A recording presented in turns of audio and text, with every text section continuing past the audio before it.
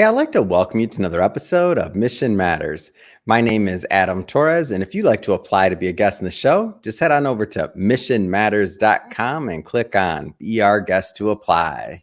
All right, so today my guest is Tory Gray, and she's the founder and CEO of Gray.co. Tory, welcome to the show. Thanks so much for having me. All right, Tory. So I've been looking forward to this conversation for a long time. We're going to talk about getting your brand to stand out in the age of AI. However, before we get into that, we'll start this episode the way that we start them all, with what we like to call our Mission Matters Minute. So, Tory, we at Mission Matters, we amplify stories for entrepreneurs, executives, and experts. That's our mission. Tory, what mission matters to you? Big question, and actually a few of them. We care at the end of the day about doing good work with good people. And that's our why here at Gray.co.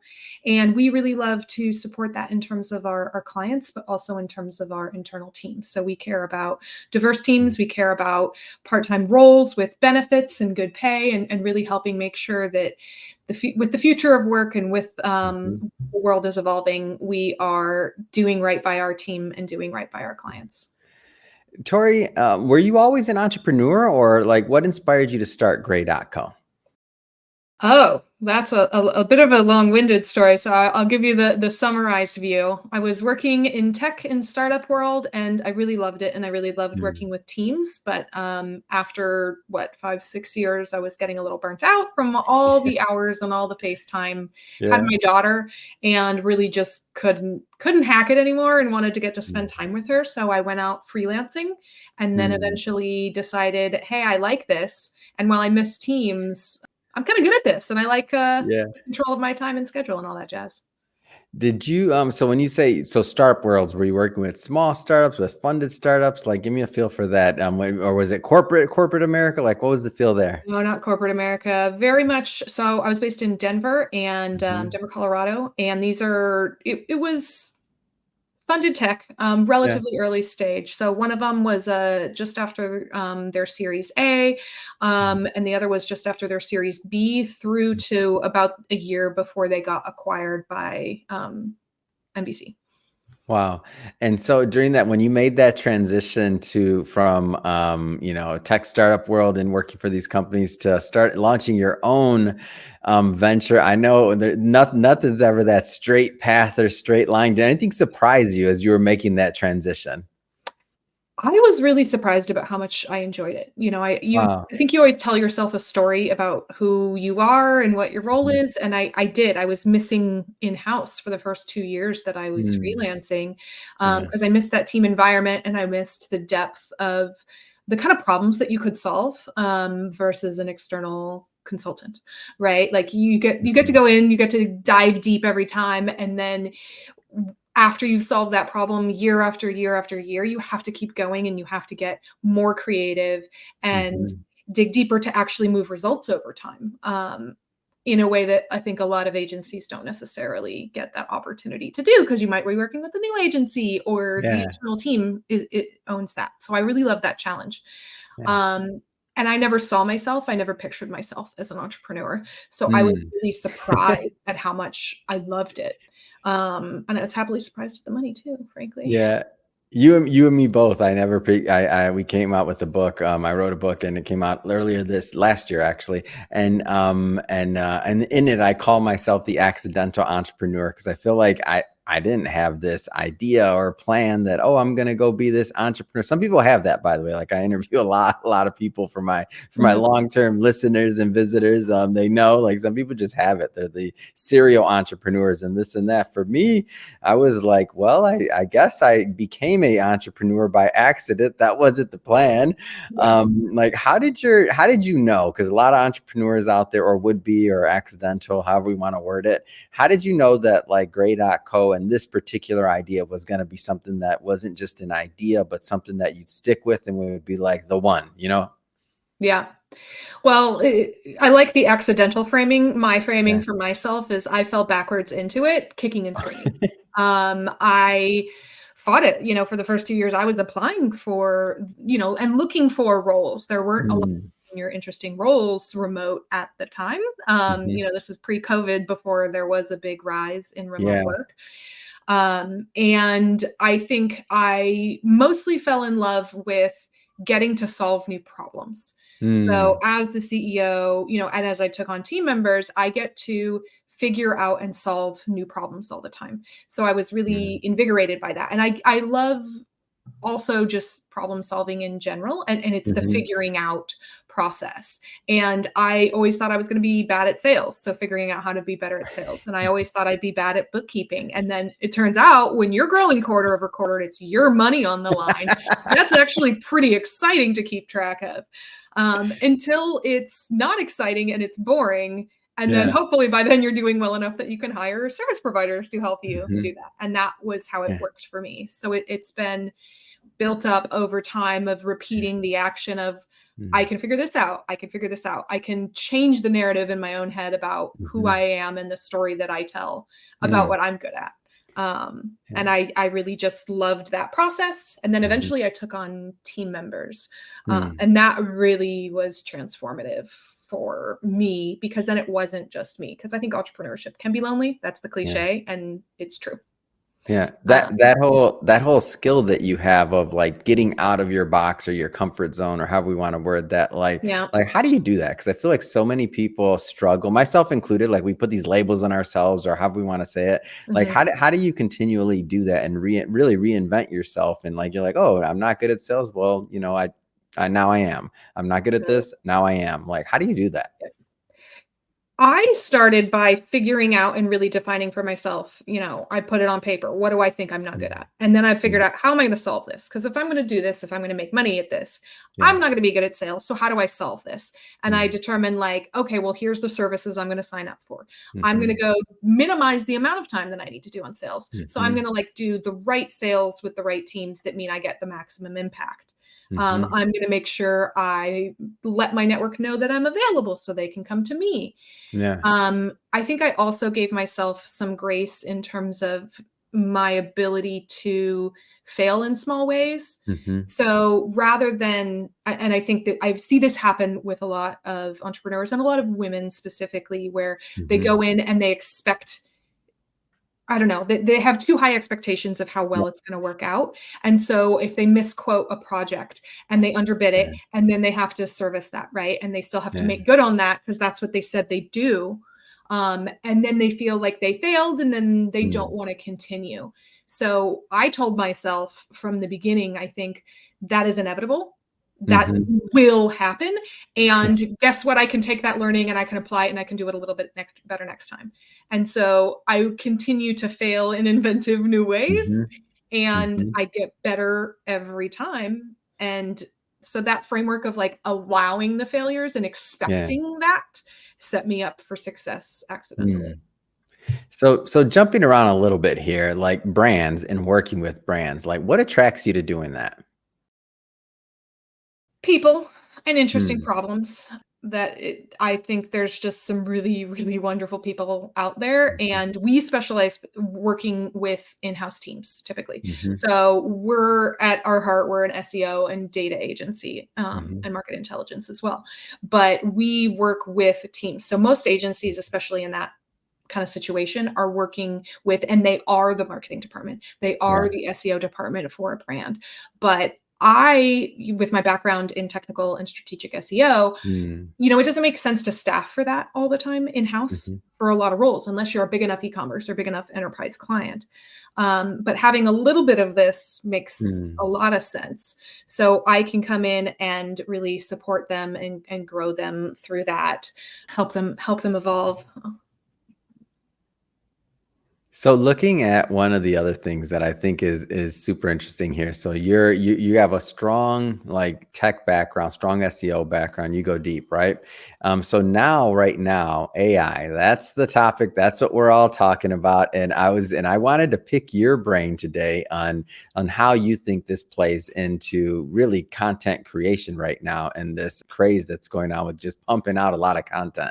You're in this day to day. I'm not. Like, what are you seeing? With the rise of ChatGPT, we have seen exactly that. Mm, everyone is very, very excited about creating a lot of content with Yeah. ChatGPT or a competitor. Um, Quantity, quantity. Oh my gosh. it is, and I think it's frankly it's so interesting, but it's also a big miss Yeah. because PS, so can everyone else. Everyone else can also That's the pay funniest part. $20 a I month have to laugh at that. It's the and funniest create the part. It's same like content. everybody else can pay $20 and do that too. So It's what not a makes it secret. special?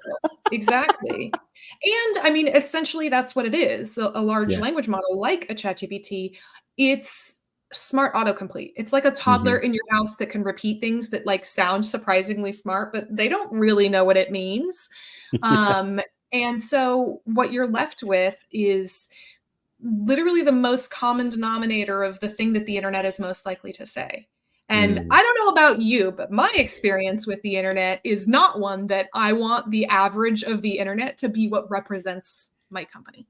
Yeah. So I think they're right to explore these tools, and that Mm. is a great use case. But I think there's currently an over reliance on scale and focus on that quantity, to your point Mm. of let's Mm. just make a bunch and put it out there and then see what happens Yeah. without much regard to how do we make it special? How do we Yeah. how do we do normal classic brand marketing work that is we have Yeah. to stand out. We have to be Mhm. special, or why would they choose us over someone else? Yeah.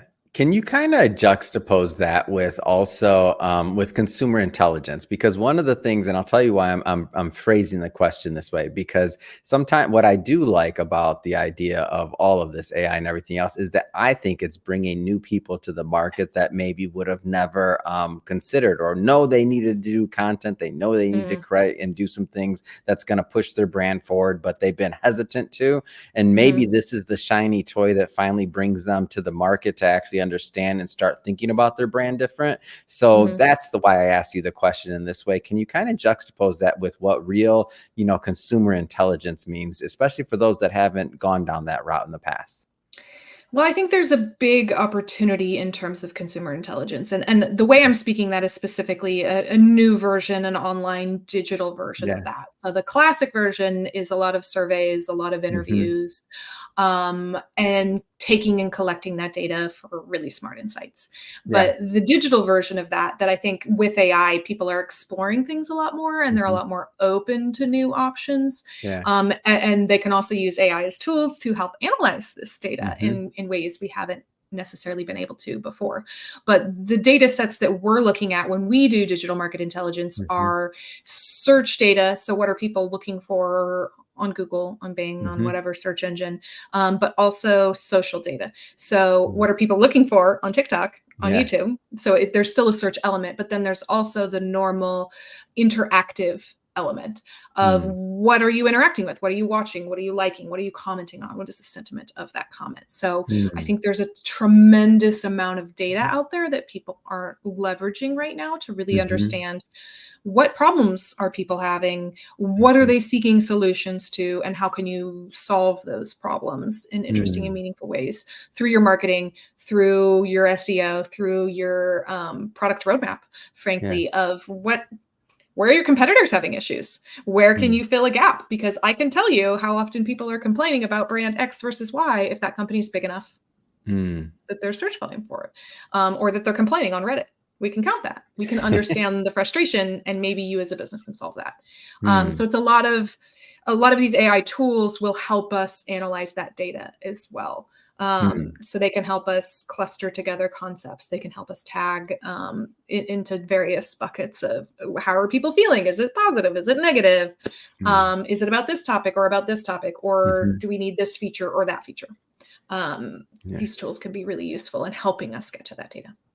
So I know that you work in many different areas and niches, but definitely in highly regulated fields like fintech, health tech, like those type of things. Any interesting like just use case scenarios or things? It could be something that you've worked on or your company, or just something you saw in the news. Like any interesting use cases or applications for this that you've seen lately? It's interesting because in regulated industries, I think they're much more hesitant, for Yeah. good reason, to use a lot of the AI tools, and it depends on the tools. Hmm. So ChatGPT is frankly one of the ones they're much more hesitant to use, or it's completely off limits. So we do work with a fintech in the government sector, Mhm. and that's just a no-go. Like, there is no use. That's Yeah, against their guidelines, and they're not going to. If we're yeah. talking about in the consumer space, I think there's a lot more experimentation. So I'm thinking of like the bank rates of the world Mm, will create content and with AI and put that out there. Maybe there's human editing, maybe there's mm, various things. On the legal side, there's a lot of reservation around what do you share, because I think it can be easy to accidentally share mhm. data. So that's the Samsung example, right? Like, whoops, Yeah, I shared proprietary code, and now OpenAI not only has access to that and sort of owns it, but can and does, just by the nature of the tool, accidentally distributes it to other yeah. people on the web, whether they want to or not. That's how LLMs work. They use the inputs to Mhm. help inform the system overall. So some of that stuff can get out there. So I think a lot Mm, of people are building their own in-house tools is a trend we're seeing, where they can, yeah, build their own GPTs, their own large mhm. language models within an IBM or within your other big corporate, if whatever level of company can afford to create that for themselves. Yeah. Um, I see a lot of experimentation there too.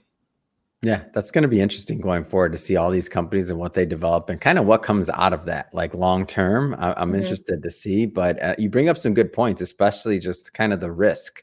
I think we heard about the Google attack recently. This is 2024 in March. We're recording this for Mhm. everybody, that just for context. If you're listening to the playback, the attack recently, like what does some of this implication mean just overall from your vantage point? Well, this is going back to the scale of content creation in Yeah. ChatGPT. So, Google is dealing with a lot of spam. So some of this is Mm, direct spam, classic spam, and a lot of this is content production at scale. And I think mm, you have to keep in mind that all of this taxes Google's resources. So if yeah. you can overnight put up 10,000 articles and your competitor can put up 50K articles, and then Joe Schmo down the street's putting up 100K articles, that adds up over time. That Oh takes yeah. time to process, to consume, to understand, and figure out what are the results. That has a lot of Mhm, impacts in terms of us as a consumer. What's the mhm, quality of the search results that we're getting? This is something mm. knows about and is actively working on. There's a reason there's so many algorithm updates lately. If you might see your search results all Yeah. over the board, um, that's a lot of why, because I think they are working on it, Mhm, and I think we as businesses also have to deal with the repercussions of what does that mean for our traffic as Google figures out how do we deal with this mm, problem. My biggest advice to our clients today is a lot of just brace for impact, because things mm, Google's actively working on it. They're mhm. smart. They obviously have a track record Oh, for yeah. figuring it out, and there have been other historical rises in spam, and Google has overcome that. So we can be hopeful that in Mhm. the long term, Google is doing something about it. But at the Yeah. same time, there's also other market forces happening where, say, younger users might be going to a TikTok instead. So Yeah. it's also a time, I think, to explore other channels and hedge your bets, which I always recommend. Mm. Despite the fact that we're an SEO data firm, like, don't do only SEO. Don't do Yeah. any one channel or any two channels. You should always reduce your risk by doing more than one thing, and be in more than one place so that Mm. things happen.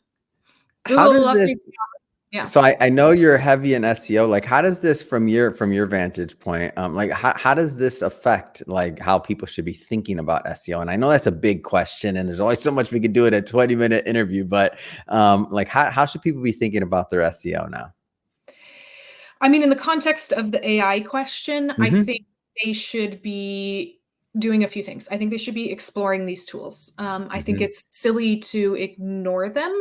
And just because mhm. I'm not advocating for suddenly sticking up 10,000 articles on your site overnight, you Please know, don't do that.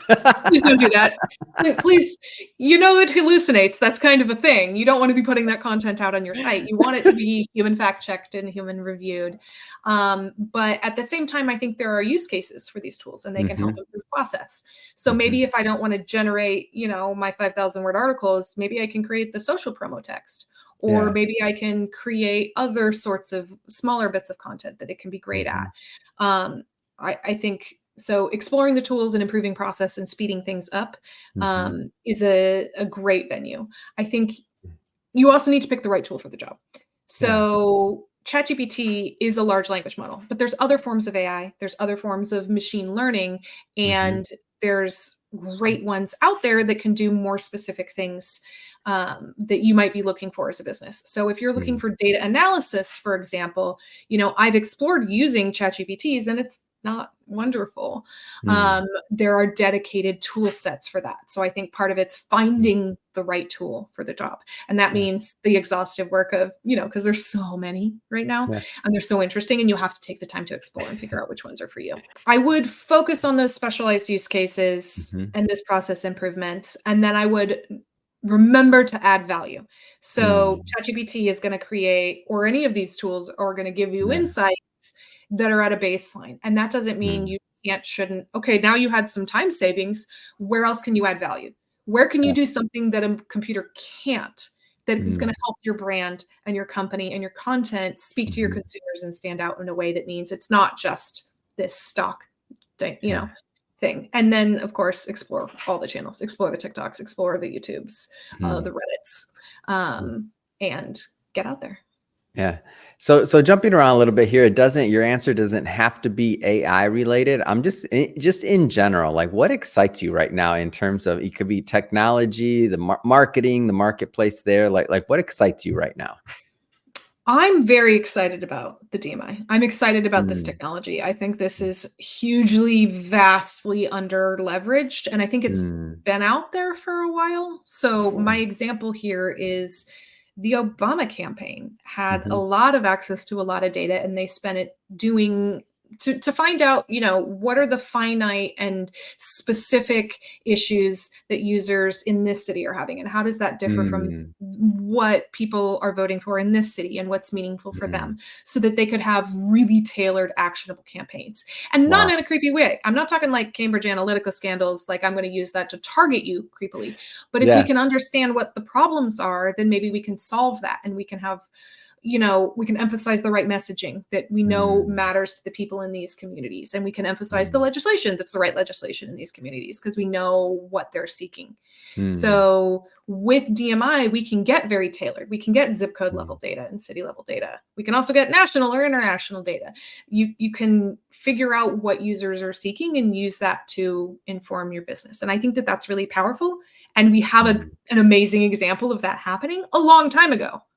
And yet no one's really using it today or thinking about the benefit, frankly, of people don't like to Google. If are you going to answer that survey question that's kind of embarrassing, truthfully? Or are you going to make yourself look a little better? Versus are you going to Google that really embarrassing thing because you have the data anonymity? You have that anonymous nature of things. Or if you're on Reddit, you have a username that you can sort of hide behind. So you can be a little bit more straightforward about what you're actually seeking. So I think that there's some honesty there that's a benefit. I also think it's scale. So if you're talking about surveys or interviews, how many people are you talking to? And are they the right people? Versus I can get data from everyone everywhere. And what's the volume? And what does that mean in terms of your ability to analyze something meaningful? I think that's powerful. That is interesting. Well, Tori, I have to say, first off, it has been a lot of fun having you on the show today and getting to pick your brain a little bit from what you're seeing on the day-to-day. It's in the world of AI, of course, SEO, consumer intelligence. I mean, a lot of things we touched on today. That being said, I'm sure some of the people watching are going to want to follow up, learn more, connect with your team. How do people connect and follow your journey over at gray.co? So we have a podcast you can tune into, Opinionated SEO Opinions. It's available all the normal places, YouTube, iTunes, and you can also Google gray.co or Tory Gray, and you can find us at thegray.company. Fantastic. We love supporting podcasters. What kind of content can they expect on the podcast? Ooh, juicy, fiery opinions and insights, lots of nuance, lots of layers, lots of digging into the it depends and answering why it depends and what it depends on, so that you can make a better business decision. Good. And the formats, just because I really want people to go check this out. Do you interview people? Are there opinion pieces? Is it a combination? Like, what's the format? Usually we're interviewing, so it's Mm, me and Sam Torres, my business partner, and Begum, our moderator, mhm, and we're often talking to guests about specific subjects and digging mhm, into the meat. Occasionally, it's just the two or three of us yeah, chatting about something that we care about as well. mm, But it's a lot like this, and it is a web series, so you can get it on YouTube and just mhm, watch us work through specifically the nuance of each individual problem and the way that we think about mm, and approach answering and resolving those issues. mm. What's your one of your favorite things about being a podcaster? Uh, Frankly, it leans into my strengths. I like to Yeah. talk. I can talk off the cuff. It's show up and chat about Yeah. things that I'm already passionate about that I Mhm, really, really mhm. love. And I like that there's I like making waves in spaces filled with men. Yeah. So I want to make room for more women and have more women out here doing this and doing it in a way that's meaningful for us and Mm, aligns with the things that we benefit from and the things that we care about. mhm. And I want to see a rise in that. So I'm being the change that I want to see right there. Amazing. The name of the podcast, one more time again. I really want my audience to go check this out. Opinionated SEO opinions. Fantastic. And so everybody check that out. And if you're a new visitor or a new listener to Mission Matters, hey, don't forget you're already here. Hit that subscribe button. That's your personal invitation right to you. And if you're a long-term listener and you haven't left a review yet, hey, get on that one too. Leave a review. We sure do appreciate it because we have many more mission-based business owners, entrepreneurs, executives, experts, you name it. We have them coming on the show. We don't want you to miss a thing. Tori, thank you so much. And I'm definitely going to check out your podcast. So thanks again for coming on the show. Thanks for having me. It's been awesome.